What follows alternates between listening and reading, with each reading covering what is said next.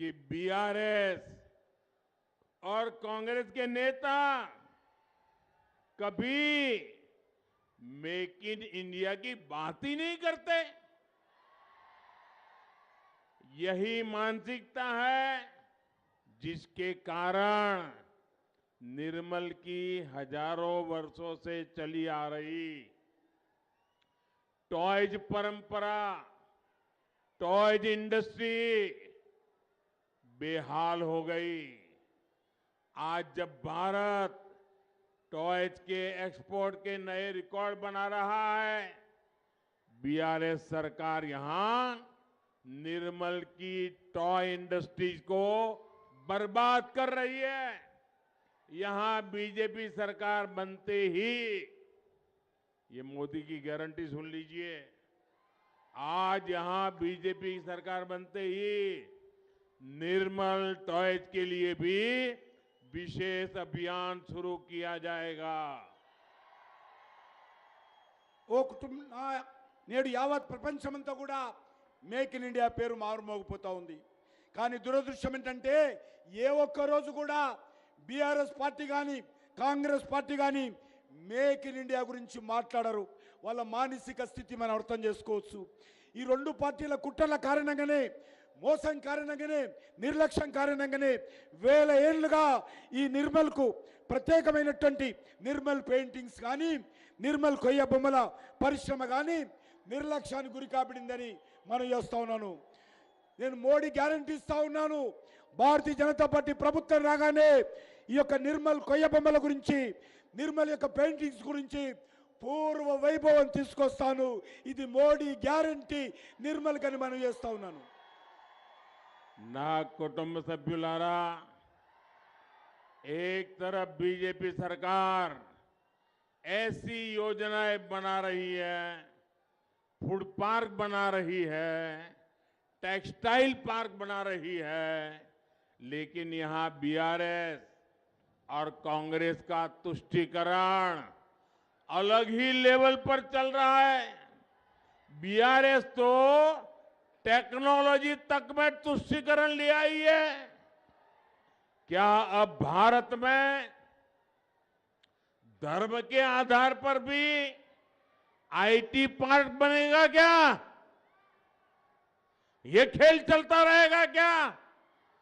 क्या ये भारत के संविधान का सम्मान है क्या? क्या ये बाबा साहब आंबेडकर की भावनाओं का आदर है क्या?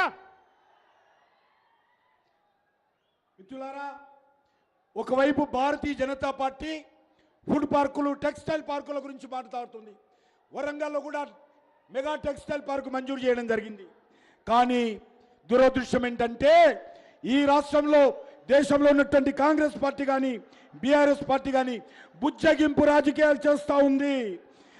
బీఆర్ఎస్ పార్టీ ఒక అడుగు ముందుకెళ్ళి టెక్నాలజీ విషయంలో కూడా బుజ్జగింపు ఆలోచన చేస్తూ ఉంది. మీరు చూశారు, ఎప్పుడైనా భారతదేశంలో ఎక్కడైనా కూడా మతం పేరుతో ఐటీ పార్కులు పెట్టించినటువంటి పరిస్థితి ఉన్నదా? కానీ ఈరోజు కాంగ్రెస్ పార్టీ ఈరోజు తెలంగాణలో మతం పేరు మీద ఐటీ పార్కులు పెడతామని చెప్పడం ఏదైతున్నదో చాలా సిగ్గుచేటు.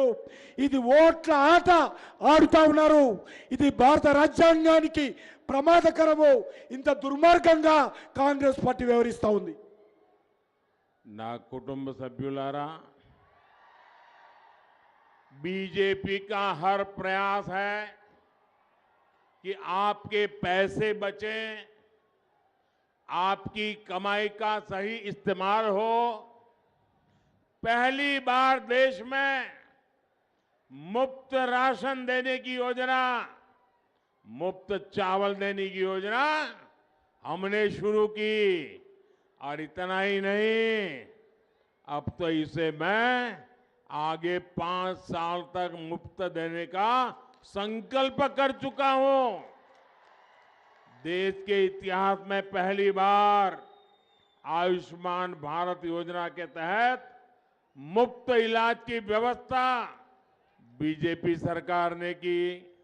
मुफ्त भोजन, मुफ्त इलाज, दुनिया भर में मुश्किल चुनौतियों के बावजूद केंद्र की बीजेपी सरकार ने पेट्रोल डीजल के दाम घटाए और बीजेपी सरकारें राज्यों में जहां जहां है, उत्तर प्रदेश हो, गुजरात हो, हरियाणा हो, महाराष्ट्र हो, गोवा हो, सब जगह पे बीजेपी की राज्य सरकारों ने वैट घटाया। लेकिन बीआरएस सरकार ने वैट नहीं घटाया, आपको राहत नहीं दी। पेट्रोल डीजल ధరలు తగ్గాలా వద్దా? बीजेपी की सरकार बनते ही इस पर एक्शन लिया जाएगा, जनता के हित में फैसला लिया जाएगा। మిత్రులారా, మీ డబ్బులు ఆదా కావాలని భారతీయ జనతా పార్టీ ప్రయత్నం, మీ ఖర్చు తగ్గించాలి, మీకు మేలు జరగాలని భారతీయ జనతా పార్టీ ప్రభుత్వం, మీ సంపాదనంతా ఉపయోగపడాలని కోరుకుంటున్నాం. మొదటిసారిగా ప్రపంచంలో ఎక్కడ లేని విధంగా భారతదేశంలో ప్రతి పేదవాడికి 5 కేజీల బియ్యము ఉచితంగా ఇస్తున్న విషయం మీకు తెలుసు. దీన్ని ఇప్పుడే కాదు, వచ్చే 5 సంవత్సరాల వరకు కూడా ఈ దేశంలో ఉన్నటువంటి ప్రతి పేదవాడికి 5 కేజీల బియ్యము భారత ప్రభుత్వము గ్రామాలలో కుగ్రామాలలో ఉన్నటువంటి వాళ్లకు అందించబోతా ఉన్నాము. దేశ చరిత్రలో మొదటిసారి పిఎస్ ఆయుష్మాన్, ప్రధానమంత్రి ఆయుష్మాన్ భారత్ కింద పేదలకు ఉచితంగా వైద్య సహాయం అందిస్తా ఉన్నాము. పేదవాడికి ఉచితంగా ఆహారము, పేదవాడికి ఉచితంగా వైద్యము, ఇది నా లక్ష్యము అని ప్రధానమంత్రి గారు చెప్తా ఉన్నారు. ప్రపంచవ్యాప్తంగా పెట్రోల్ ధరలు తగ్గితే భారతీయ జనతా పార్టీ ప్రభుత్వము కొంత మేరకు ధరలు తగ్గించింది. అంతేకాదు అన్ని రాష్ట్రాలు కూడా, మహారాష్ట్ర, గోవా లాంటి బీజేపీ ప్రభుత్వాలన్నీ కూడా ఈరోజు పెట్రోల్ ధరలు తగ్గించాయి. ధరలు తగ్గించినటువంటి రాష్ట్రం ఏదైనా ఉన్నదంటే దుర్మార్గమైనటువంటి టీఆర్ఎస్ ప్రభుత్వము, కేసీఆర్ ప్రభుత్వము అని మనం చేస్తా ఉన్నాను. అందుకే భారతీయ జనతా పార్టీ ప్రభుత్వం రాగానే పెట్రోల్ ధరలు వెంటనే తగ్గిస్తామని మనం చేస్తా ఉన్నాను. ना कुटुंब सभ्युलारा, तेलंगाना के लोगों को एक बात हमेशा याद रखनी चाहिए, बीआरएस और कांग्रेस ये एक दूसरे की कार्बन कॉपी है। केसीआर सोच और अप्रोच दोनों से ही कांग्रेस ही है, और कांग्रेस को पड़ने वाला हर वोट सीधा बीआरएस को ही जाएगा। कांग्रेस को पड़ने वाला हर वोट यहां परिवारवाद, करप्शन और तुष्टीकरण को ही मजबूत करेगा। इसलिए बीआरएस के कुशासन का विकल्प सिर्फ और सिर्फ बीजेपी है, सिर्फ और सिर्फ बीजेपी है। మిత్రులారా, తెలంగాణ ప్రజలు ఎల్లప్పుడూ ఒక విషయాన్ని గుర్తుపెట్టుకోవాలని మనం చేస్తా ఉన్నాను. బీఆర్ఎస్ పార్టీ, కాంగ్రెస్ పార్టీ రెండు ఒకటే. ఒకటి జిరాక్స్ కాపీలు మాత్రమే. కాంగ్రెస్ కానీ బీఆర్ఎస్ కానీ జిరాక్స్ కాపీలు మాత్రమే. అందుకే కేసీఆర్ ఆలోచనలో, కేసీఆర్ ఎప్పుడు కూడా కాంగ్రెస్ గురించి ఆలోచన చేస్తాడు. కాంగ్రెస్కి వేసేటువంటి ప్రతి ఓటు బీఆర్ఎస్కి వేసినట్టే బీఆర్ఎస్కే వెళ్తుంది. కాంగ్రెస్ వేసేటువంటి ప్రతి ఓటు కుటుంబ పాలనకు, అవినీతికి, బుజ్జగింపు రాజకీయాలకు, కువాన రాజకీయాలకు బలోపేతం చేస్తుంది. అందుకే బీఆర్ఎస్ కు సరైనటువంటి ప్రత్యామ్నాయము ఒక్క భారతీయ జనతా పార్టీ మాత్రమే తెలంగాణలో నిలబడుతుందని మనం చేస్తా ఉన్నాను. నా కుటుంబ సభ్యులారా, बीआरएस और कांग्रेस में एक और समानता है। ये दोनों पार्टियां सोशल जस्टिस, सामाजिक न्याय के बिल्कुल खिलाफ है।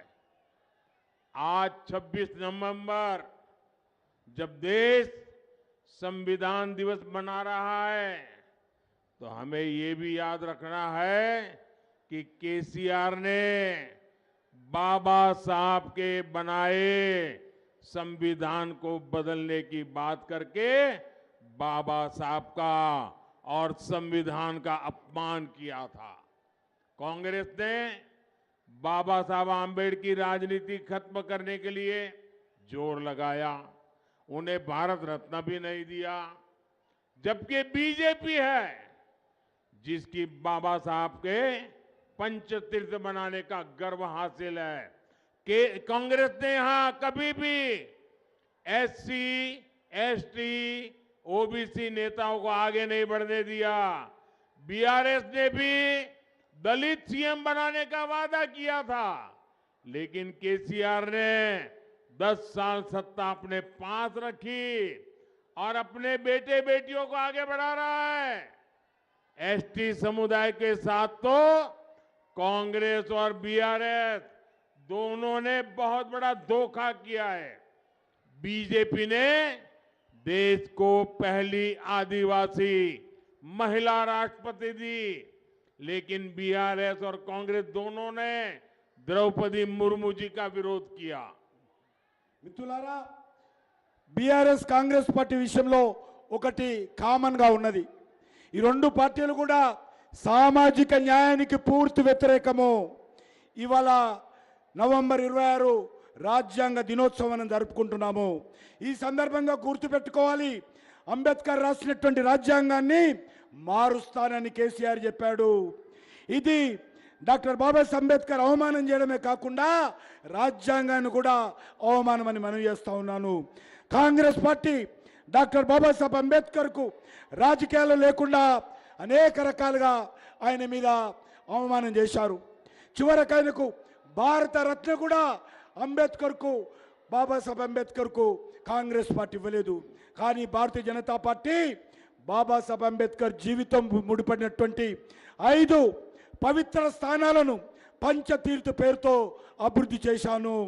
కాంగ్రెస్ పార్టీ ఏనాడు కూడా తెలంగాణలో ఎస్సీ, ఎస్టీ, బీసీ నేతలను ముందుకు రానియలేదు. బీఆర్ఎస్ పార్టీ కూడా దళితుని సీఎం చేస్తానని అన్యాయం చేయడం జరిగింది. కానీ సీఎం ఆయన కేసీఆర్ ఎవరైతే ఉన్నారో ఆయన సీఎం కావడమే కాదు, ఆయన కలలు కంటున్నాడు కొడుకును సీఎం చేయాలని, ఆయననే ప్రోత్సహిస్తున్నాడు.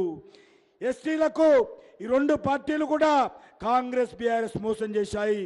కానీ భారతీయ జనతా పార్టీ ఒక దళిత మహిళను ద్రౌపది ముర్ము గారిని రాష్ట్రపతి చేస్తే కాంగ్రెస్ బీఆర్ఎస్ కలిసి ఈ ట్రైబల్ మహిళ రాష్ట్రపతి కాకుండా అడ్డుకున్న విషయాన్ని మనం చేస్తా ఉన్నాను.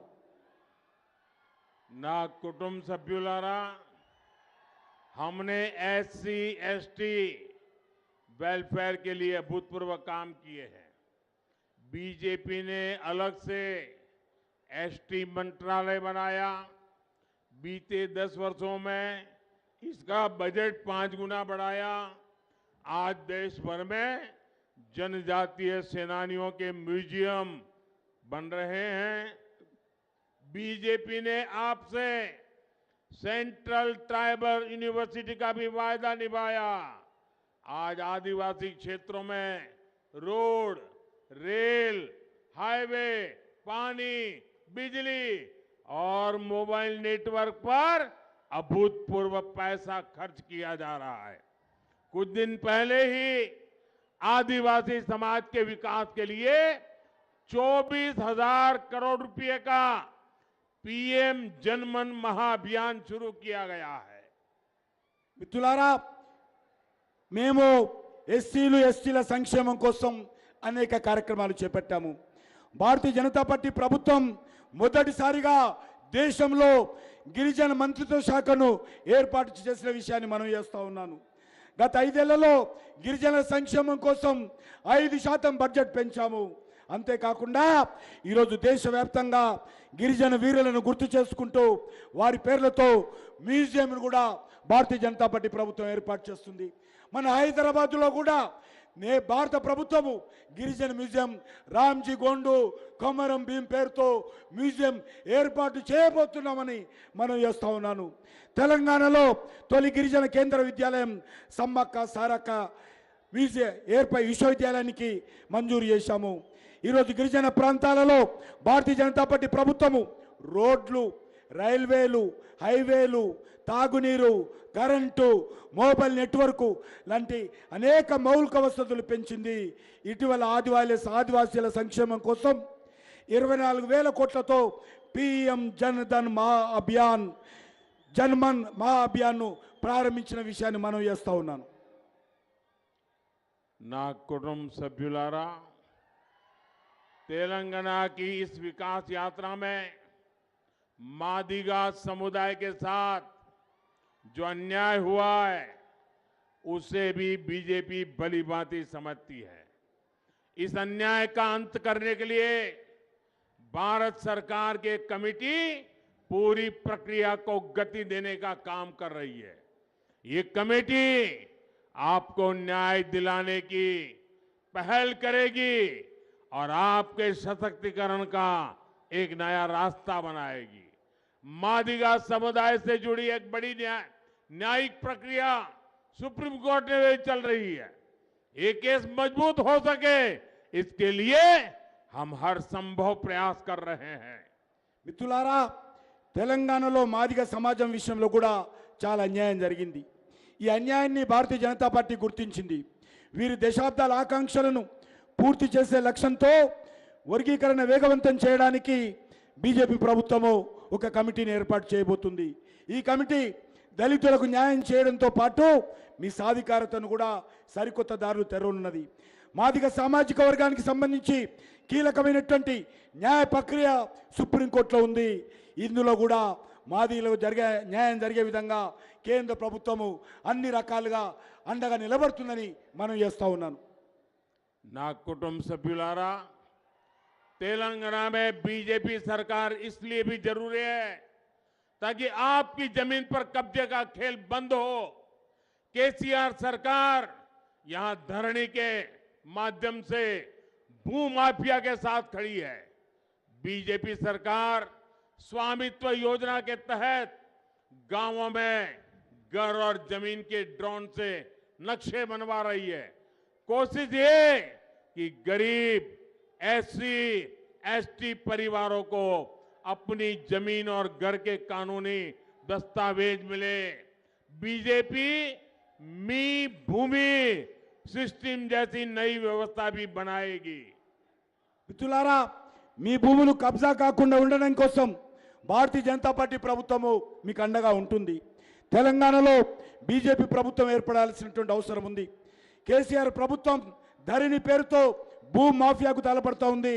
భారతీయ జనతా పార్టీ ప్రభుత్వము దేశవ్యాప్తంగా సౌమిత్ర పథకము ఏ రకంగా డ్రోన్ల ద్వారా భూ సర్వే నిర్వహిస్తూ ఉన్నామో అదేవిధంగా ఎస్సీ ఎస్టీ బీసీ పేదల భూములు వాళ్ళ దస్తావేజులు వాళ్ళకు అందించేటువంటి కార్యక్రమం భారతీయ జనతా పార్టీ అధికారంలో రాగానే ధరణి స్థానంలో ధరణిని రద్దు చేసి మీ భూమి పేరుతో ట్రాన్స్పరెన్సీతో అందరికీ న్యాయం జరిగే విధంగా కొత్త విధానాన్ని భారతీయ జనతా పార్టీ ప్రభుత్వం తెలంగాణలో తీసుకొస్తుంది. నా कुटुंब सभ्युलारा, आने वाले 5 साल तेलंगाना के लिए बहुत अहम है.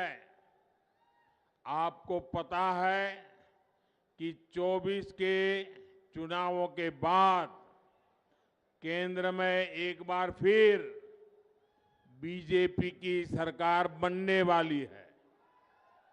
ऐसे में अगर तेलंगाना में भी बीजेपी सरकार रहेगी तो राज्य का विकास और तेज होगा. डबल इंजन की ताकत तेलंगाना को डबल ऊंचाई पर ले जाएगी. మిత్రులారా, వచ్చేటువంటి 5 సంవత్సరాలు తెలంగాణ రాష్ట్రం చాలా కీలకమైన సమయం. కేంద్రంలో మనం చేస్తా ఉన్నా నేను 2024లో ఏవైతే పార్లమెంట్ ఎన్నికలు జరుగుతాయో ఆ ఎన్నికల్లో ఎవరు వద్దన్నా ఎవరు కాదన్నా భారతీయ జనతా పార్టీ ప్రభుత్వము దేశంలో మళ్ళీ రాబోతుంది. ఇందులో ఏ రకమైనటువంటి సందేహం లేదు. ఇదే సమయంలో తెలంగాణలో కూడా బీజేపీ ప్రభుత్వం వస్తే కేంద్రము రాష్ట్రము కలిసి డబుల్ ఇంజన్ సర్కార్తో ఈ ప్రాంతాన్ని అభివృద్ధి చేయడానికి, దేశం ఈ అభివృద్ధిని వేగవంతంగా పరుగులెత్తించడానికి ఉపయోగపడుతుంది. కాబట్టి డబుల్ ఇంజన్ సర్కార్ను తీసుకురావాల్సిందిగా కోరుతా ఉన్నాను. मैं कुछ बातें आपसे करना चाहता हूं. हिंदी समझ लेंगे आप जवाब देंगे पक्का? तो मेरे साथ एक काम कीजिए, आपका मोबाइल फोन निकालिए, उसकी फ्लैश लाइट चालू कीजिए और मैं जो कहता हूं बोलना होगा आपको. तेलंगाना में बीजेपी सरकार बनाएंगे, बीजेपी सरकार बनाएंगे, बीजेपी सरकार बनाएंगे, बीजेपी सरकार बनाएंगे, मादिगा समाज को न्याय दिलाएंगे, मादिगा समाज को न्याय दिलाएंगे. अच्छा, मेरा एक और काम करेंगे, पक्का करेंगे? ये चुनाव वाला काम नहीं है, करेंगे, पक्का करेंगे. देखिए, काम करना है आपको. यहां से जब जाएंगे ना, तो आप जरा मोबाइल फोन का फ्लैश चालू रखिए, बंद मत कीजिए. हाँ, मेरा काम बड़ा महत्वपूर्ण है, आपको वादा करना है, करेंगे ना? एक काम मेरा करना है, ये मेरा निजी काम है. देखिए, घर घर जाना और जाकर के हर किसी को प्रणाम करना और कहना कि अपने मोदी जी